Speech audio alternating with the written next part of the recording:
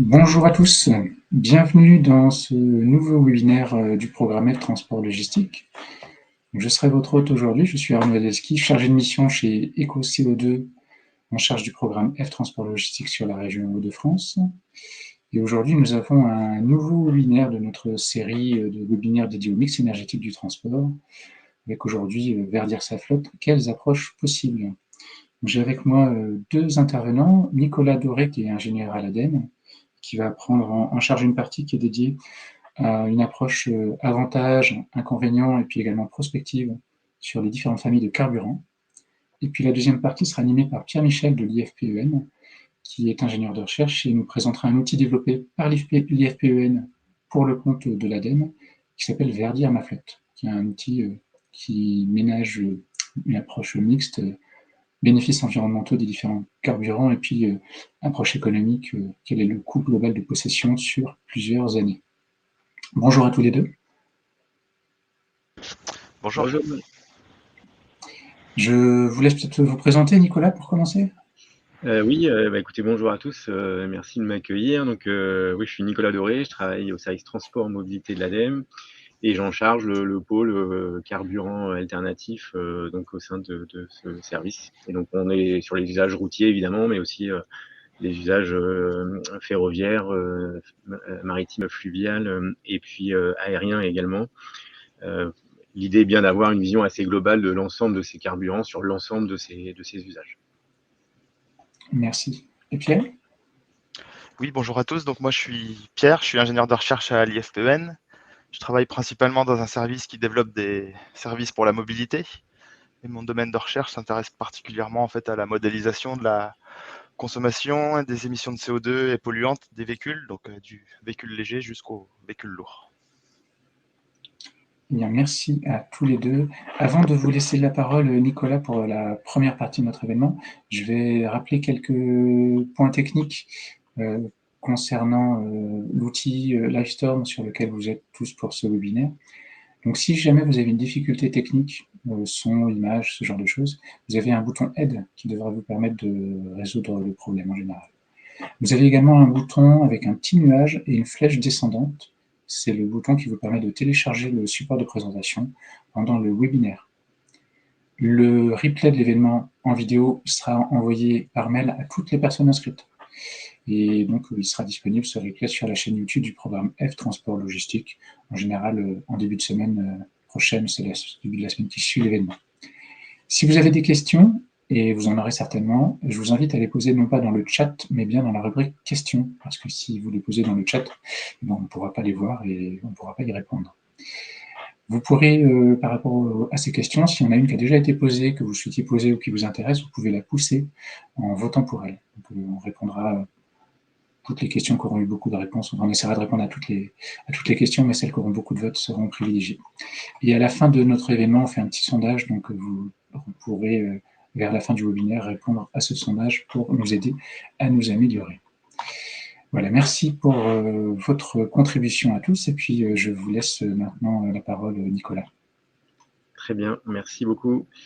Donc écoutez, ouais, avant de passer un petit peu en revue là, pendant une vingtaine de minutes les carburants alternatifs et la position, on va dire, le mix de ces différents carburants entre aujourd'hui et surtout en 2050 au travers d'exercices prospectifs que l'ADEME a menés.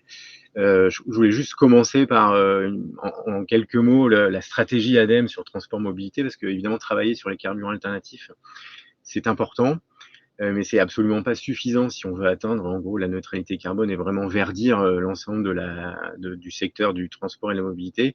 Il y a deux autres leviers hyper importants et ils sont presque en ordre, on va dire, hiérarchique. C'est qu'avant tout, c'est la maîtrise de la demande et les comportements. Voilà, c'est un levier extrêmement important pour se dire et remettre en cause chacun de ces déplacements, que ce soit une personne ou une marchandise d'ailleurs. Par exemple, à la fois dans la fréquence mais aussi dans la vitesse. Donc les zones à faible vitesse, à 30 km/h, ou le télétravail sont des actions qui permettent vraiment d'être sobre aussi dans la demande de ces déplacements.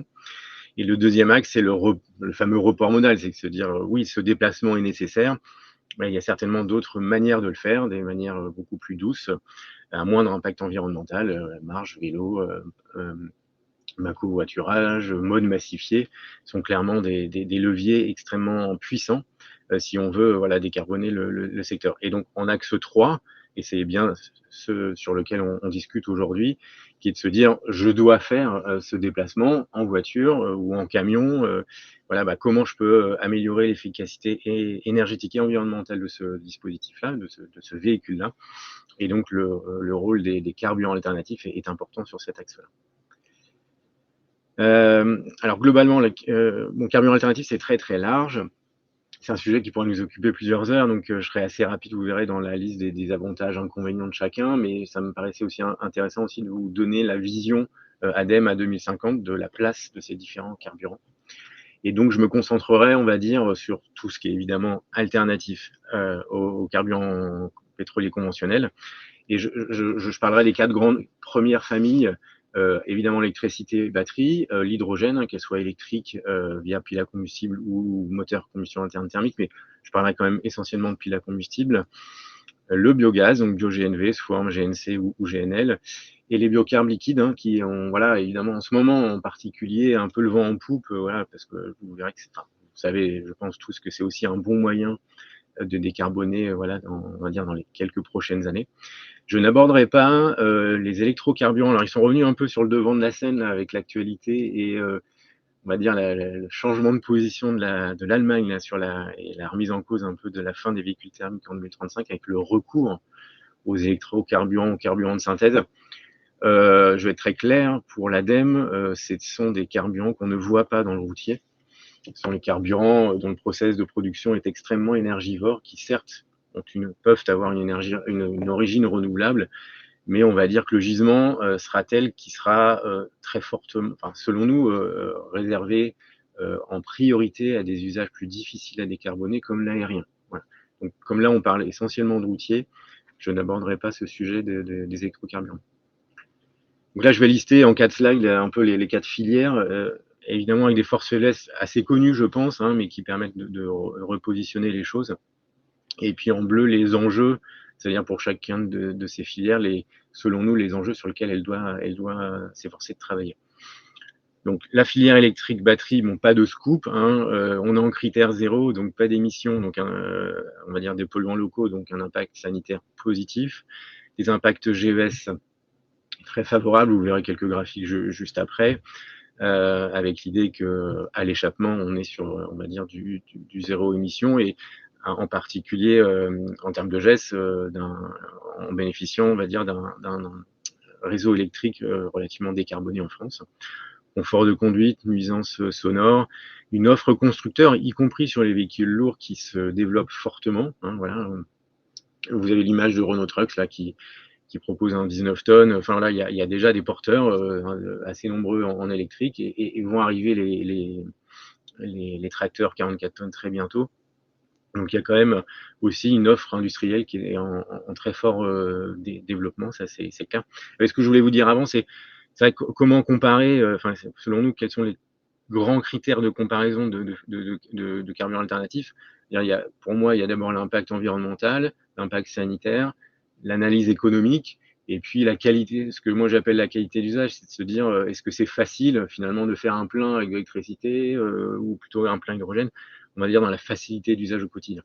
Donc vous verrez que les forces faiblesses reviennent un peu sur ces 4 grands critères. Alors sur les faiblesses, en tout cas, sujet en jeu, l'autonomie, enfin voilà, je n'apprends ça à personne, mais on sent qu'il y a un vrai sujet là-dessus. Des temps de recharge évidemment plus longs, et c'est encore plus vrai sur les véhicules lourds, puisque là on est à minimum 120-140 kWh de batterie, donc ça prend du temps.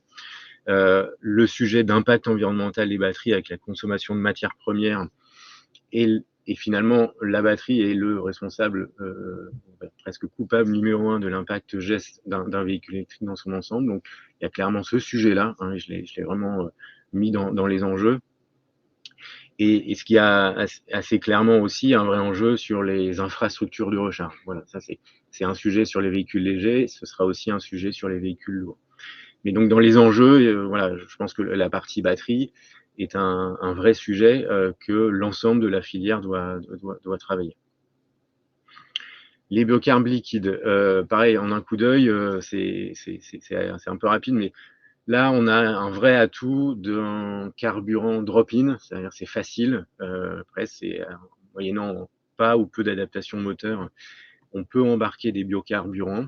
Alors, biocarburant, là, j'inclus un biocarburant, on va dire, conventionnel, plutôt première génération, tout comme biocarburant, on va dire, avancé, seconde génération, en fonction des terminologies qu'on utilise, parce que j'ai pas le temps de détailler tout ça, mais voilà, il y a, au travers de ces différentes ressources, quand même un bilan GES intéressant, hein, du puits à la roue, avec on va dire moins 30, moins 40, jusqu'à moins 75% par rapport au gasoil. Ça, c'est évidemment très large parce que c'est tous les types de biocarburants, hein, que ce soit des biocarburants première ou seconde génération. Et puis, notamment sur le bioéthanol, la réduction d'une certaine dépendance énergétique, si on décide d'allouer quelques surfaces agricoles à cette production-là. Évidemment, c'est une manière de relocaliser aussi la production de ces carburants-là. En termes de faiblesse, on est en termes d'impact sanitaire, pas mieux, voilà, baissons inclus, que le critère 2, pas mieux que le gasoil. Donc, voilà, selon nous, il faut bien faire la distinction entre un impact GES et un impact sanitaire, qui sont deux choses très différentes. Donc, vous pouvez avoir un biocarburant d'origine renouvelable qui a un impact GES très positif, mais qui sur l'impact de polluants locaux n'a pas d'effet. Et typiquement, le HVO en critère 2 en est une très bonne illustration. Et puis derrière, évidemment, ces biocarburants liquides restent sur une technologie du moteur à combustion interne, donc quid de l'après 2035-2040 sur ces carburants de transition, puisque ça posera question clairement sur leur durée de vie, en tout cas sur leur pérennité dans le paysage, quoi. Et puis, je l'ai dit un petit peu, les enjeux qui sont plutôt propres aux biocarburants de première génération, c'est les ressources, la concurrence des usages. Est-ce que dédier des surfaces agricoles à la production de carburant est une bonne chose? Voilà, ça participe clairement au débat. Mais l'ADEME se positionne plutôt sur sur les carburants, on va dire, avancés, biocarburants avancés et non conventionnels, donc plutôt seconde génération, en se disant que l'intrant est plutôt un déchet et non pas une culture énergétique. La filière bio-GNV en un coup d'œil, donc je dis bien bio-GNV, voilà, l'ADEME a une politique, soutient techniquement, financièrement la filière de production de biogaz de manière générale, et donc son utilisation dans la mobilité sous forme de bio-GNV. Donc là, on trouve clairement un carburant qui coche un peu, qui a un très bon compromis selon nous sur un peu tous les segments, tous les critères, pardon. Donc l'autonomie, temps de recharge, donc c'est la qualité d'usage, la maturité de l'offre véhicule également, hein. Vous trouvez beaucoup de marques, Iveco, Scania, Mercedes, les grands constructeurs qui ont au catalogue des camions qui fonctionnent au GNV, bio-GNV. Le bilan GES très favorable, donc de l'ordre de 75 à 80% de diminution de GES par rapport au gasoil. Quand on est en 100% bio-GNV, c'est important, mais quand même une part croissante de ce bio-GNV dans le GNV, donc estimé à 36% là, par la FGNV, ça augmente beaucoup.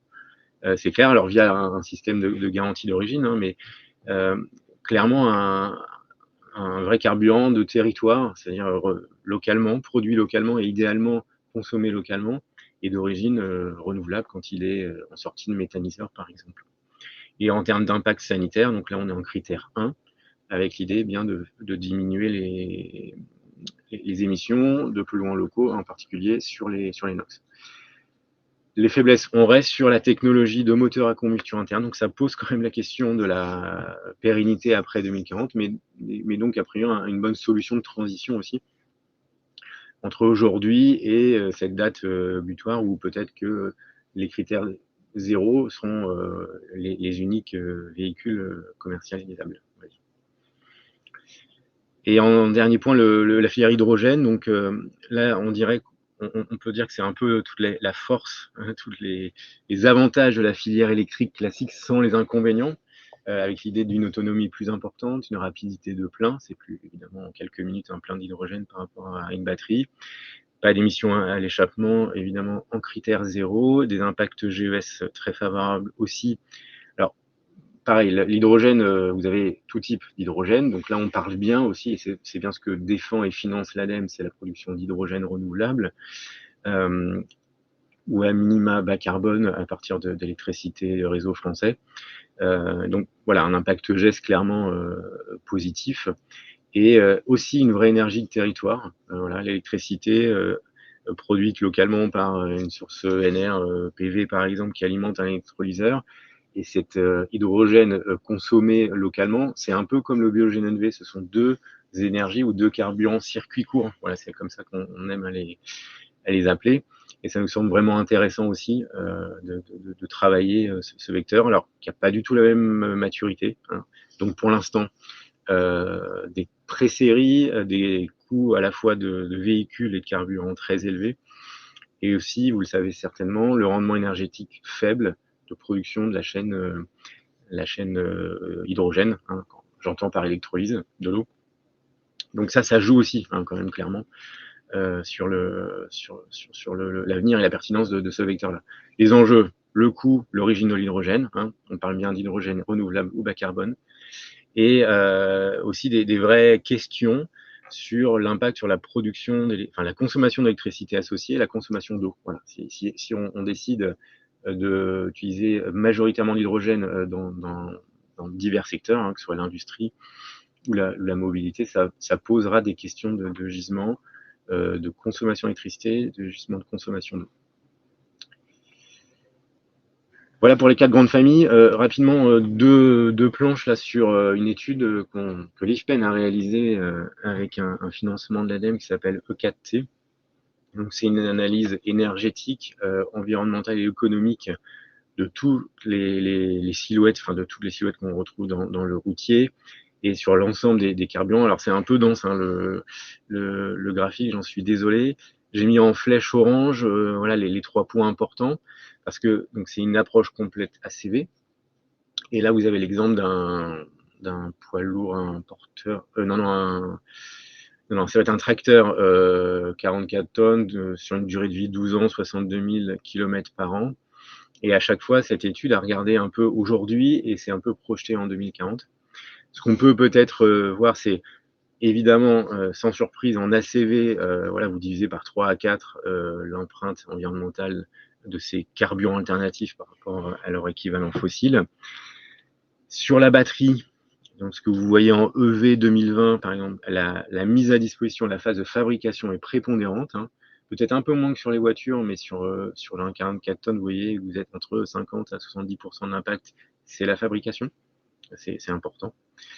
Ce qu'on peut voir là en ICE, bio-GNV, là, c'est que finalement, ça reste bien pertinent en 100% bio-GNV, ça c'est important, hein, puisque là, on est sur la moteur à combustion interne, donc une phase fabrication relativement peu impactante, et on va dire des émissions de CO2, voilà, 80% moins importantes qu'un gasoil, donc on va dire une solution bio-GNV qui se positionne bien dès 2020, on va dire. Et la solution électrique là que vous voyez en EV 2020-2040, une vraie progression, hein, aussi sur l'impact environnemental, dû aussi à l'amélioration. Alors c'est dans cette étude-là, je crois qu'on est parti sur un mix électrique européen, et donc avec des hypothèses d'amélioration de ce mix-là. Donc vous voyez que la partie verte entre EV 2020 et EV 2040 diminue assez fortement. Voilà, je vous ai mis le lien, je vous invite vraiment à lire cette étude, évidemment en fonction des hypothèses d'entrée, des hypothèses d'évolution du mix électrique, du prix des énergies, des investissements, des progrès que peuvent faire les filières, notamment l'impact carbone des batteries, hein. Là on doit être à 100 kg du kilowattheure, pardon, de CO2 de kilowattheure de batterie. Donc on mise aussi sur des vrais progrès, hein, là-dessus, hein, mais bon, en tous les cas, ça montre quand même que on est sur l'ensemble de ces carburants alternatifs sur des gains en ACV vraiment importants. L'analyse économique, je ne passerai pas trop de temps, mais pareil, vous avez l'ensemble des coûts, donc en approche TCO, sur différentes versions, donc à gauche diesel jusqu'à droite fuel cell, donc pile à combustible. BEV, c'est l'ELEC, et GNV, donc GNV, bio-GNV, et entre 2020 et 2040. Bon, voilà, finalement, ce qu'on peut voir, c'est que la parité en fait, de coût total de possession entre du thermique et de version électrique batterie, typiquement, on sera, donc je suis sur la colonne BEV là, entre 2030 à peu près, 2025, on aura cette parité. On l'aura certainement un petit peu plus tardivement sur les piles à combustible, mais ce qui est intéressant de voir, c'est qu'en 2040, tout ça se tasse un peu, et que entre bio-GNV, ELEC et hydrogène, alors moyennant des hypothèses qui sont complètement discutables, mais les choses se resserrent, et donc conséquence, c'est aussi que l'ensemble de ces carburants auront leur place. Et vous verrez très bien que dans la manière dont on voit le mix en 2050, en particulier sur les poids lourds, on sera sur un vrai mix. Il n'y aura pas un carburant qui aura des parts de marché bien supérieures à tous les autres. Et c'est aussi le TCO, l'évolution du TCO qui nous fait dire ça. Et donc, deuxième partie de cette présentation, il ne faut pas que je tarde trop. Donc, en quelques mots, je vais vous présenter les résultats d'un exercice prospectif qui a été mené par l'ADEME il y a alors maintenant 1 an et demi, qui s'appelle Transition 2050, qui est un exercice très global de formalisation de 4 scénarios entre aujourd'hui et 2050. Ils ont tous la même destination, c'est la neutralité carbone en 2050. Par contre, c'est 4 chemins différents, très distincts les uns des autres, très diversifiés. Et en gros, là, vous avez sur la partie mobilité, parce qu'en fait, c'est un exercice très, très large. Hein. On fait la prospective mobilité, mais on regarde le secteur du bâtiment, de l'industrie, de l'agriculture, de l'alimentation, tout ça boucle. C'est-à-dire que si par exemple dans le mix énergétique, on fait appel à du bio-GNV, ça a été rebouclé sur une production de biogaz par méthanisation, par pyrogazéification, tout ça boucle. Et c'est ça qui est intéressant, et c'est là, je pense, la force de cet exercice-là, c'est que les chiffres qu'on donne sur la mobilité, elles ont été challengées par rapport à d'autres besoins qu'on pourrait avoir en industrie ou en agriculture. C'est vraiment un exercice complètement cohérent dans son ensemble. Je ne détaille pas là les 4 scénarios, ils ont des petits noms, mais vous dire juste le S1, s'il y a un mot qui sort, c'est sobriété. Oui, et en termes de mobilité, ça veut dire qu'on se déplace beaucoup, beaucoup moins, on relocalise les choses, on parle de démobilité. Donc tout se rapproche. Et donc là, on fait vraiment appel au levier changement de comportement. Jusqu'à un S4, qui est là, on appelle le pari réparateur, où là, en gros, on ne change rien à nos comportements, mais c'est la technologie qui va sauver, on va dire, le domaine du transport, avec le recours à, vous voyez, e-commerce, véhicules autonomes, beaucoup d'électricité, recherche de vitesse. En gros, on continue comme ça et on espère que les progrès technologiques permettront de décarboner. Et là, juste pour illustrer en quelques secondes, là, c'est la demande de transport de marchandises. Là, on ne parle pas de mix énergétique, tout ça, mais c'est déjà la demande. Et vous voyez que les 4 scénarios, S1, S2, S3 et S4 que vous avez à droite, on ne parle pas du tout de la même quantité de déplacement. Dans S1, on est 45% plus bas que 2015, là où en S4, on est à plus 30% par rapport à 2015. Vous voyez. Donc, vous voyez des philosophies de scénarios très différentes, et sur S1, S2, par exemple, les leviers sobriété sont beaucoup plus activés. Et donc, j'en arrive à la structure à titre d'exemple, c'est pareil, c'est très riche, hein, je ne vous ai pas mis le lien, mais il y a un lien, vous mettez Transition 2050 ADEME, vous trouvez le site internet dédié. Là, vous avez les parts de marché, on va dire les parts de chaque carburant pour les camions à gauche et les vulles à droite. Alors, j'espère que vous voyez à peu près la légende, mais ce qu'on peut dire, c'est que sur les vulles, si je commence à droite, parce qu'on est quand même sur des véhicules proches de véhicules légers, l'électricité domine quand même, en particulier sur S4, mais parce que l'usage qu'on peut en faire, les progrès qu'on attend des batteries, fait que un VUL, dans sa structure, se rapproche d'un véhicule léger et c'est pour l'instant un moyen quand même assez efficace d'un point de vue énergétique de déplacer tout ça. Alors en quantité, vous voyez, on va dire en gigatonnes kilomètres, on n'est pas du tout pareil entre S1 et S4, hein, mais en tous les cas, la part relative de l'électricité est plutôt forte pour les VUL. Par contre, si vous regardez les poids lourds, on est sur un mix beaucoup plus diversifié. On retrouve du bio-GNV partout, on retrouve un petit peu de biodiesel également, et puis de l'électricité beaucoup en S4. Hein. Je vous disais que les S4 était un scénario assez électrique, mais on retrouve de l'hydrogène aussi dans S2 et S3.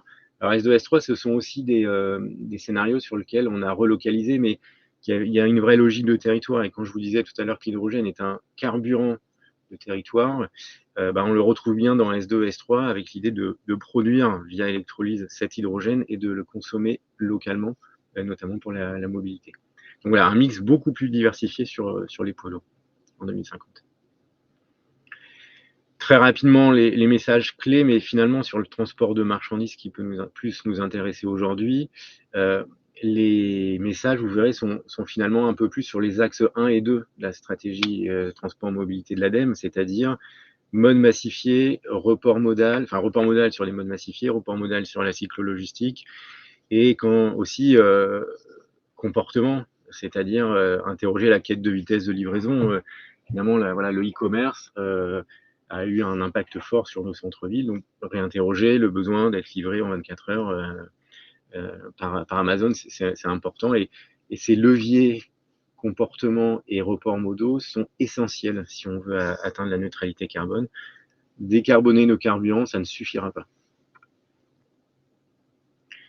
Une récap des visions, je vous laisserai peut-être lire, mais pour pas prendre trop de temps, je pense qu'on est tous d'accord sur ce message, que c'est la fin du carburant unique à tout faire, du diesel qui était capable de répondre à toutes les solutions, donc on n'en est plus là, que à chaque usage un carburant, à chaque territoire un carburant aussi, avec si vous êtes dans une région où plutôt agricole où la méthanisation a une forte place, évidemment que les parts de marché de bio-GNV seront plus importantes que de l'électricité ou que de l'hydrogène. Vous voyez, il y a vraiment cette idée aussi d'une approche territoriale et qu'un carburant sera différent en fonction de l'usage et en fonction du territoire. Pour moi, si on doit résumer quelque chose, alors c'est évidemment pas très nouveau ce que je dis, mais je pense que c'est très très important dans la manière d'appréhender les différentes filières. Et je conclurai sur cette dernière slide qui vous intéresse également, je pense. Donc, quelles sont les aides ADEME? Alors, je parle d'aide ADEME nationale, donc service transport mobilité, de soutien autour des carburants alternatifs. Donc, vous avez un premier appel à projet qui est en cours, qui est le financement de stations de recharge haute puissance, à la fois pour véhicules légers, mais aussi véhicules lourds, donc avec le lien associé. Donc là, on vient financer des bornes de recharge en accès public, c'est important. Vous avez un deuxième appel à projet, alors qui est clôturé, mais qui va, alors c'est pas un scoop, ça va être réouvert avant cet été, un peu avant l'été même, on est sur le cahier des charges à finaliser.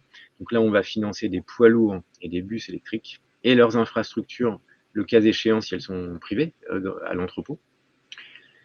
La relance en 2023 de l'appel à projet écosystèmes territoriaux hydrogène aussi, pareil, d'ici quelques semaines, le cahier des charges ça a déjà été annoncé par les ministres. Mais voilà, là l'idée de écosystème, c'est qu'on finance de la production, de la distribution et des usages d'hydrogène, et en particulier sur la mobilité lourde.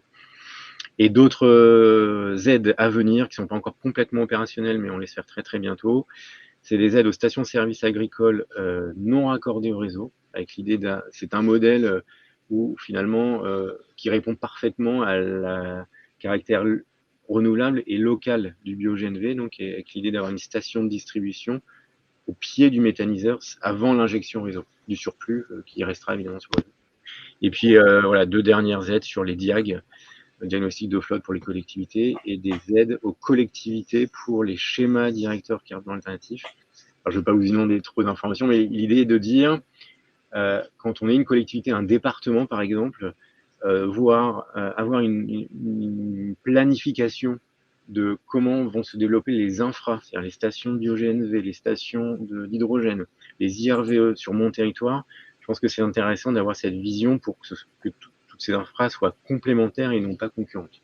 Donc l'idée est aussi d'accompagner financièrement les études que les collectivités devront engager sur ces schémas directeurs.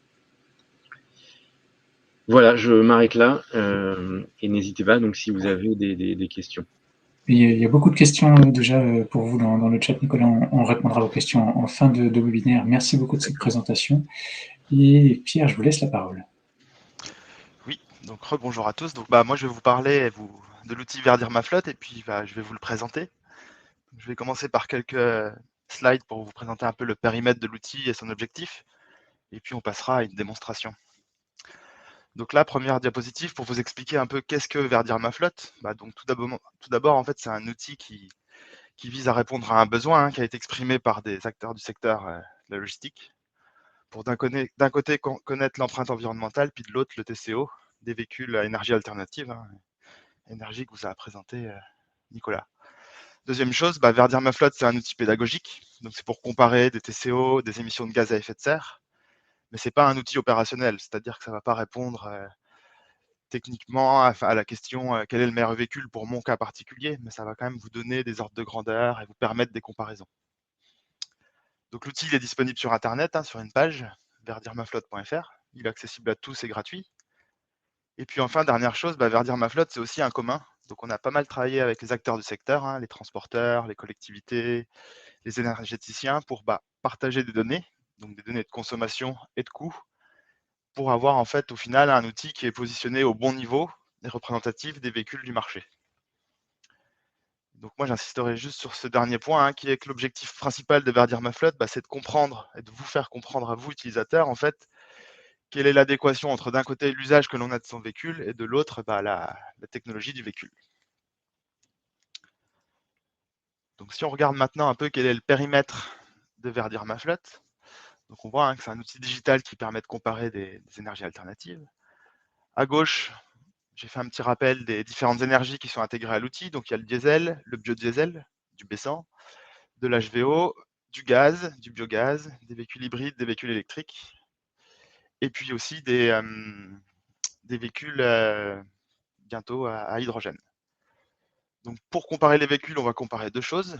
Le TCO des véhicules, donc on va décomposer en plusieurs postes. L'investissement, l'assurance, le coût de l'énergie, le coût en carburant de maintenance, et la possibilité, si l'utilisateur le connaît, de renseigner le coût de revente de son véhicule et les aides auxquelles il a le droit. Et puis ensuite, ça va rejoindre la question, j'en profite, j'ai regardé les questions dans le chat aussi, mais on va comparer les émissions de CO2, les émissions de gaz à effet de serre exprimées en CO2 équivalent. Donc on ne va pas se positionner là dans une approche d'analyse de cycle de vie, mais plutôt dans une approche du puits à la roue. Donc c'est-à-dire qu'on va intégrer les émissions du puits au réservoir, ou dans le cas d'un biocarburant, du champ au réservoir, c'est-à-dire les émissions de CO2 émises lors de la fabrication, du transport et du stockage du carburant. Et puis, on intégrera les émissions du réservoir à la roue, c'est-à-dire les émissions émises lors de l'utilisation du véhicule, lorsque le véhicule roule. Ensuite, à droite, j'ai indiqué que l'outil était libre et facilement réutilisable. Donc, on peut y accéder via la page internet verdirmaflotte.fr, mais on peut aussi l'encapsuler. Donc, qui veut encapsuler sur Internet, sur une de ces pages, l'outil, peut le faire assez facilement. Donc, pas de souci de ce côté-là. Si on s'intéresse un petit peu au comment on a modélisé les véhicules neufs actuels. Donc Verdir ma flotte compare des véhicules neufs actuellement disponibles à la vente. Donc c'est pour ça peut-être que si vous allez sur le site, vous verrez que certaines technologies comme des véhicules électriques 44 tonnes ne sont pas encore tout à fait disponibles. C'est que il faut d'un côté qu'on ait un modèle représentatif d'un véhicule neuf et puis des retours d'expérience. Donc si on regarde à droite, en fait, on voit que la consommation en usage réel d'un véhicule, elle dépend de trois catégories de facteurs. Le véhicule, donc ça, c'est le moteur du véhicule, sa masse, sa carrosserie, ainsi de suite, toutes les caractéristiques techniques. Et puis aussi, la consommation à l'usage, elle dépend de la manière qu'on a de conduire son véhicule, si on conduit de manière agressive ou économique.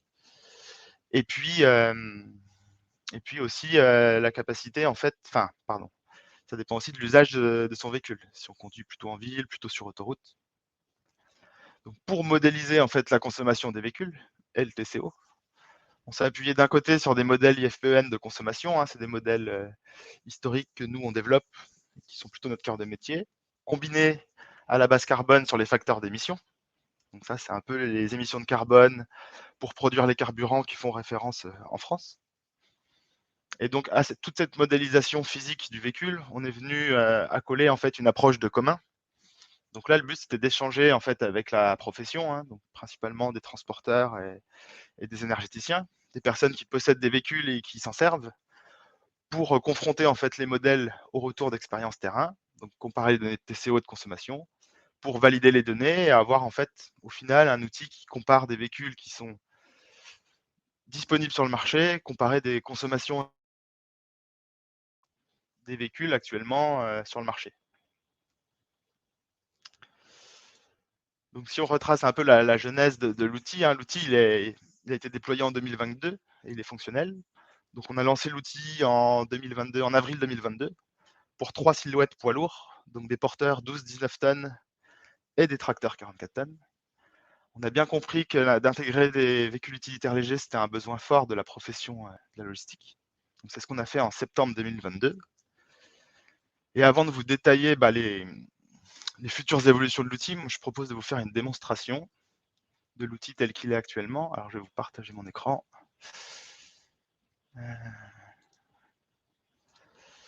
Hop. Est-ce que vous voyez mon écran? Je pense que c'est bon. Oui, c'est Donc, bon, ça fonctionne. ok, super, merci du retour. Donc si vous accédez à l'outil, voilà l'outil tel qu'il va se présenter, hein. Vous allez retrouver ici la possibilité de choisir la silhouette de véhicule que vous voulez utiliser pour cette comparaison. Donc nous, on va prendre par exemple pour ce petit cas d'exemple en fait un porteur 12 tonnes. L'utilisateur va avoir la possibilité ici de pouvoir venir modifier donc les coûts d'achat, de maintenance, d'assurance annuelle, de coûts de carburant pour l'ensemble des technologies. Et comme je vous expliquais, si vous connaissez l'aide à l'achat à laquelle vous avez le droit et la valeur de revente de votre véhicule, vous pouvez les renseigner pour les intégrer au TCO. Et donc, comme je vous disais, le prix des véhicules est positionné à une valeur que certains professionnels avec qui on a échangé jugent plutôt représentative d'un véhicule actuellement, quoi. Donc, une fois que vous avez renseigné toutes les données de coût de vos véhicules, vous allez arriver sur un deuxième panneau, un deuxième encart là, qui vous permet de renseigner votre usage. Donc, première chose, il va falloir renseigner le kilométrage annuel de son véhicule. Donc, prenons le cas, par exemple, je ne sais pas moi, d'un véhicule 12 tonnes qui serait utilisé pour un fort kilométrage. Et il va falloir renseigner en fait la répartition des usages de son véhicule. Donc, prenons le cas, par exemple, d'un véhicule qui serait plutôt utilisé dans un usage extra-urbain, donc à la campagne, par opposition à un usage urbain en ville. Donc, on va venir renseigner, par exemple, 10% de ville, 70% d'extra-urbain et puis 20% d'autoroute. Dernière chose, il va aussi falloir renseigner le pourcentage de chargement de votre véhicule en masse. Donc, on va faire une seule simulation. Donc, on peut prendre le cas, je ne sais pas moi, d'un véhicule chargé à 30% en moyenne. Donc, une fois que vous avez rempli votre cas d'usage, il y a un petit rappel ici. Une première consommation de référence est donnée pour le véhicule qui fonctionnerait au diesel. Donc, dans notre cas, par exemple, 24,8 litres au 100, 25 litres au 100. Vous avez la possibilité, si vous le souhaitez, que vous connaissez précisément votre consommation de diesel, de venir la renseigner pour adimensionner, remettre à l'échelle les autres énergies. Et au final, voilà le type de restitution que l'outil va vous permettre d'avoir, hein. Donc, vous allez avoir une dernière entrée à votre main qui est la durée de possession du véhicule. Et ensuite, pour les différentes énergies et technologies, vous allez pouvoir comparer en haut les barres bleues, donc qui est le coût de possession annuel du véhicule, et en bas, en vert, les émissions de gaz à effet de serre exprimées en grammes de CO2 par kilomètre. Avec la possibilité, si vous le souhaitez, de venir détailler le TCO pour bien voir les parties achat, assurance, maintenance, énergie. Donc si on regarde un peu précisément ce qui se passe là sur notre première simulation, hein, on voit typiquement que le véhicule la barre violette est le coût d'investissement d'achat du véhicule électrique est bien plus important que celui du diesel B7. Mais on voit que pour une durée de possession de 5 ans, on est plutôt à l'équilibre entre électrique et diesel. En fait, le coût d'achat du véhicule électrique est plus important, mais il est compensé par un coût de l'énergie plus faible. Et donc, un équilibre qui se trouve, une balance. Dernière chose, vous allez retrouver les vignettes critères et aussi un accès ici à une page Wikipédia qui détaille nos hypothèses, une FAQ et certaines hypothèses des modèles. Donc ce que je vous propose pour bien vous montrer ce que je vous ai dit au début, l'adéquation entre d'un côté usage et de l'autre côté énergie, c'est d'essayer d'un peu manipuler l'outil pour voir les sensibilités. Donc là, on a vu qu'on est plutôt à l'équilibre pour une durée de possession de 5 ans entre électrique et diesel pour le cas d'usage.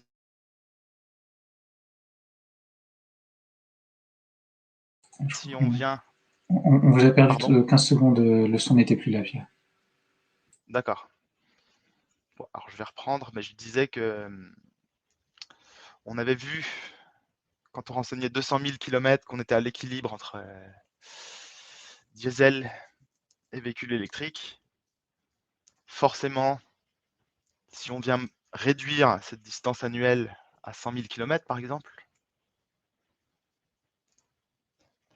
on va avoir un coût de l'énergie réduit pour le diesel. En fait, on va consommer moitié moins de carburant, on parcourt moitié moins de kilomètres. Et forcément, l'électrique, pour la même durée de possession, va être un peu moins avantageux. Il va falloir venir, par exemple, augmenter sa durée de possession pour venir rééquilibrer la balance électrique-diesel si c'est la question qu'on se pose. Donc on voit qu'on a une sensibilité au kilométrage annuel. On peut aussi montrer la sensibilité à l'usage de son véhicule. Donc si on roule plutôt en ville cette fois-ci, avec un kilométrage plus faible, peut-être le cas d'un véhicule qui fait de la livraison en ville, donc 50 000 km par an avec un peu plus d'usage urbain, et forcément, on voit que on va être un peu plus rapidement rentable pour posséder un véhicule électrique, forcément parce que la consommation en ville est plus importante que sur route. Donc plus la consommation de diesel est importante, forcément certaines énergies alternatives vont être un peu plus vite avantageuses. Voilà ce que je peux vous montrer sur l'outil. Je peux vous montrer aussi une dernière fonctionnalité qui, à mon sens, peut vous intéresser. Si vous ne connaissez pas cette proportion ville-route-autoroute, on peut la calculer à partir d'un itinéraire type que vous connaîtriez. Donc, par exemple, j'avais 2 exemples en tête. Si on fait un Paris-Lille, donc quelque chose qui est plutôt un trajet long courrier, on voit qu'on va venir calculer une répartition ville-route-autoroute qui est principalement de l'autoroute.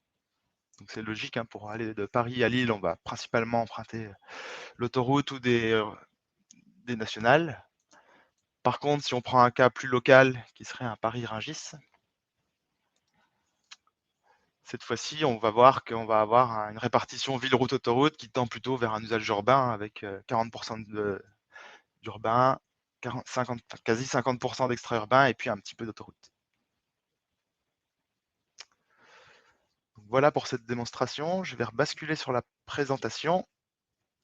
Super, merci. Et donc pour terminer, quelles sont les évolutions prévues pour cet outil, Donc il y a 3 premières évolutions prévues pour le premier semestre 2023. Donc on va continuer à travailler avec l'ADEME pour enrichir l'outil avec de nouvelles silhouettes. Donc on va ajouter 3 véhicules légers, donc des véhicules vraiment que vous et moi on conduit tous les jours. On va aussi ajouter des bus et des autocars, donc un bus 12 mètres, un bus 18 mètres et un autocar.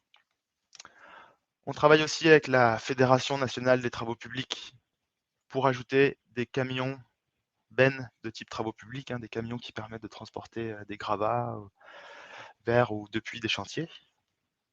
Et enfin, on va aussi travailler avec Interlude, qui est plutôt spécialisé dans la logistique urbaine pour venir essayer de mieux définir l'usage de livraison spécifiquement en ville.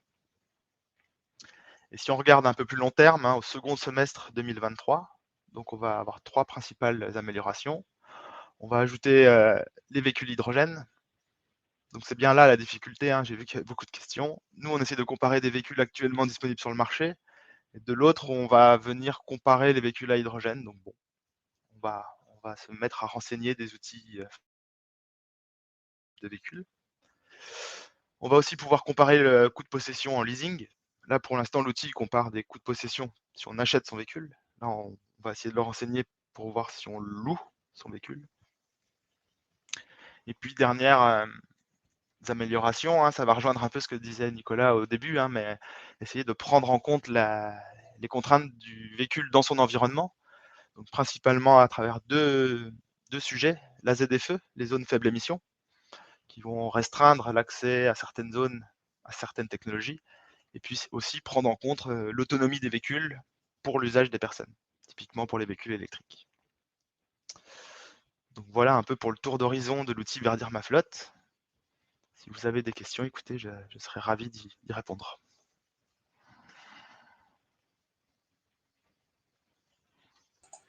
Merci beaucoup Pierre et Nicolas.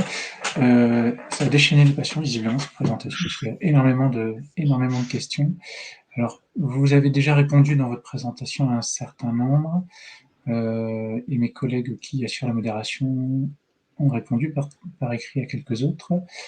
Une première question peut-être, cet outil Verdir ma flotte, donc il est disponible depuis 1 an, si j'ai bien compris. En termes de visite, aujourd'hui, on se situe à quelle fréquentation? Il est connu des utilisateurs potentiels?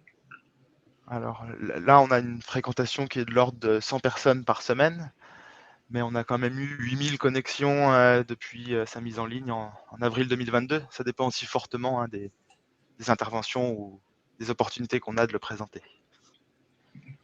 On a eu pas mal de questions directement sur votre outil. Vous avez dit qu'il y a des nouvelles silhouettes qui vont être intégrées, et on nous demande si d'autres silhouettes de type 7,5 tonnes, 10 tonnes, 26 tonnes pourront être également renseignées. Du coup, je pense que c'est les porteurs, une grande variété de gabarits intéressent. Là, c'est une question d'Isidore Anani. À court terme, on n'a pas forcément prévu typiquement d'ajouter ces silhouettes 7,5, 10, 26 tonnes. Après, les ordres de grandeur, hein, si on prend l'exemple, je sais pas moi, d'un 16 tonnes, sera vraiment compris entre les conclusions du 12 et du 19. Donc bon, peut-être que les coûts de possession ne seront pas directement les mêmes, mais les ordres de grandeur à l'idée restera proche quand même. Je continue hein, sur Verdir ma flotte. On a eu des questions par rapport au paramétrage de l'outil, notamment est-ce que le coût de l'énergie pourra être paramétré? La question portait sur l'énergie électrique. Effectivement, c'est quelque chose qui, dans les projections, pourra être déterminant. Et ça renvoie à une autre question qui était liée à vos sources. Et bah donc, bien sûr, alors pour répondre à la question de coût de l'énergie, le coût de l'énergie, il est modifiable par l'utilisateur. C'est de prendre quelque chose de plutôt robuste. On prend une moyenne sur l'année écoulée et on va essayer plusieurs fois par an de mettre à jour cette valeur. On a vu hein, qu'il y a des fortes fluctuations, typiquement le prix du gaz ces derniers temps. Donc oui, enfin, d'un côté, on prend une valeur moyenne sur l'année écoulée, puis de l'autre, de toute façon, l'utilisateur, lui, peut le modifier sur une simulation au bon niveau. D'accord. Donc c'est paramétrable par l'utilisateur Oui. Et ce sera mis à jour annuellement, si je comprends bien. Un peu plus souvent, je pense. On n'a pas encore défini, mais peut-être tous les 3 à 6 mois, quoi, dans l'idée. Ça répond à la question de Pierre Montos qui nous demandait comment sont mises à jour les charges géocarburants. Donc c'est une question de fréquence, effectivement, et donc vous prendrez le coût de l'énergie sur le dernier trimestre ou le dernier semestre, si je comprends bien. C'est ça. D'accord. On a une question qui est un peu difficile à aborder, c'est peut-être parce qu'elle est trop large. Comment changer les données d'entrée? Je pense que votre démonstration l'a à peu près démontré, ou alors j'ai pas bien compris la question. Les coûts de possession sont, enfin les coûts d'achat, de maintenance, de carburant sont modifiables. Après, effectivement, à travers le wiki ou la FAQ, il y a pas mal de réponses. Il y a d'autres données qui ne sont pas forcément modifiables, mais c'est celles que nous on a jugées, les plus représentatives et celles qui permettent une comparaison juste et équitable des différentes énergies. D'accord. Je suis désolé, c'est un peu une salle de questions qui s'adresse vraiment à vous. J'en ai encore une ou deux dernières là, spécifiquement sur ce point-là. Plusieurs personnes s'interrogent sur le fait d'avoir choisi dans votre analyse sur les émissions de gaz à effet de serre des véhicules, de prendre l'usage du véhicule et non pas les émissions de gaz à effet de serre liées à sa fabrication. Pourquoi ne pas réfléchir en analysant le cycle de vie, sachant que si je me souviens bien, un véhicule électrique avec les batteries, ça représente 3 fois plus d'émissions lors de la fabrication qu'un véhicule diesel. Oui, bah là, je peux que vous renvoyer la question, le pourquoi on le fait pas. On aurait tout intérêt à le faire, hein, c'est forcément intéressant de le faire. L'étude qu'a présentée Nicolas et que mes collègues de l'IFP ont réalisé, l'étude E4T 2040, donne des éléments de réponse. Après, là, nous, on a choisi de se comparer du puits au réservoir. Bon, c'est une approche qui est quand même assez partagée, assez robuste. On voit le poids des hypothèses dans les études sur de l'analyse de cycle de vie qui ne sont pas forcément si simples à résoudre. Mais non, techniquement, on pourrait le faire. Après, faudra le réaliser dans le futur. D'accord, c'est peut-être aussi une question de moyens et d'efficacité, du coup, si je comprends bien. De moyens, d'efficacité, puis de robustesse des hypothèses et de valeurs partagées par la communauté, quoi. C'est des questions qui sont quand même pas simples à répondre. D'accord. Peut-être une question pour vous, Nicolas. Il y a quelqu'un qui nous a posé une question qu'on avait un petit peu anticipée, je vous avais dit qu'on nous la poserait. C'est quel est le point de vue de l'ADEME sur le critère 1 et le B100? Oui, donc effectivement, c'est une question qu'on a assez régulièrement. Alors, suite à cette annonce sur laquelle l'ADEME n'avait pas été consultée, nous, en fait, on avait repris l'ensemble des campagnes qu'on avait sous le coude, soit cofinancées ou accompagnées. L'idée quand même, voilà, et je pense qu'il y a pas de souci à le dire, mais en tout cas, avec les données qu'on a de campagne, de mesures qu'on a en notre possession, rien ne nous semblait justifier le passage de critère 2 à critère 1 du B100. On avait même quelques interrogations sur, on va dire, les niveaux de NOx associés à un camion fonctionnant en B100 exclusif Euro 6, potentiellement supérieur à celui d'un diesel Euro 6 classique. Il y a quand même de toute façon une vraie difficulté sur la reproductibilité de ces essais-là. Ça, c'est clair et net. En fonction des démarrages à froid ou pas, en fonction du conducteur, en fonction du parcours, c'est finalement très difficile de refaire exactement les mêmes essais et de pouvoir conclure aussi facilement entre je passe de critère 1 à critère 2. Donc voilà, il y a une vraie question de répétabilité des essais. Et puis, gardons en tête quand même que depuis Euro 6, on est vraiment sur des niveaux extrêmement faibles de particules, sur des niveaux très faibles de NOx. Donc là, on est limite dans l'épaisseur du trait. Donc ça, de passer de critère 2 à critère 1, les différences entre les deux sont faibles. Mais bon, c'est effectivement discutable. Voilà, c'est complètement assumé pour l'ADEME de dire que c'est discutable. Mais gardons en tête qu'on est sur des résultats qui restent quand même très très faibles dans leur ensemble. Voilà, en polluant locaux. Et une dernière chose que je voudrais dire là-dessus, c'est peut-être qu'il y a un certain flou entretenu autour de la vignette critère. Gardons en tête que la vignette critère est représentative des émissions de polluants locaux, qui est complètement différente des émissions de gaz à effet de serre associées. C'est-à-dire qu'un biocarburant peut avoir un impact GES très faible de par sa production, de par le fait qu'il vienne de traitements hydrogénés d'huile alimentaire usagée, d'un type HVO. Donc très bon d'un point de vue GES, mais ça ne veut pas dire que d'un point de vue polluant locaux, il sera bon. Voilà, c'est deux choses complètement différentes qu'il faut dissocier. Et j'ai l'impression que parfois dans l'imaginaire collectif, qu'il y a un peu un mix en disant c'est un biocarburant d'origine renouvelable, donc il sera bon aussi en polluants locaux, ce qui n'est pas le cas. D'accord, merci beaucoup pour cette réponse. On nous pose pas mal de questions sur qui peut modifier les données qui sont derrière finalement, je pense, les calculs. Et du coup, la question, c'est plutôt qui contribue au jeu de données que vous allez mettre à jour, vous, IFPEN, qui est du coup l'opérateur, si je comprends bien, la mise à jour des données sous-jacentes à l'outil? J'en ai pas parlé, mais l'outil, en fait, il émane d'une demande qui a été un peu agrégée par la fabrique de la logistique, hein, qui en fait permet à plusieurs acteurs de la logistique de se rencontrer. Et donc, pour mettre à jour les données, hein, nous, on travaille avec l'ADEME, la fabrique de la logistique, mais donc on essaye d'intégrer, enfin, les données, elles seront partagées dans les rapports, dans le wiki. On n'a pas de souci pour les mettre à jour s'il y a des nouvelles données. Mais donc après, c'est collégialement en fait qu'on vient mettre à jour des données qui sont, on le juge à l'état de l'art, de ce que la communauté scientifique juge être comme représentatif, quoi. Merci. N'hésitez pas, du coup, s'il y a des questions auxquelles on n'a pas encore répondu, auxquelles vous souhaiteriez répondre, de prendre une question l'un ou l'autre, Pierre et Nicolas. Il y a quelqu'un qui a demandé combien de kilomètres en moyenne roulait un camion, si c'était plus proche de 100 000 ou 200 000. Je me suis permis de rédiger une petite réponse pour dire que c'était hyper variable, mais qu'en moyenne en France, c'est plutôt 75 ou 80 000, si je ne dis pas de bêtises. Effectivement, pour la démonstration, j'ai pris des exemples qui étaient un peu tranchés pour aller d'un côté et de l'autre de cas extrêmes, mais normalement, l'outil, si on change la silhouette du véhicule, il essaye de positionner l'usage à un usage qu'on juge moyen.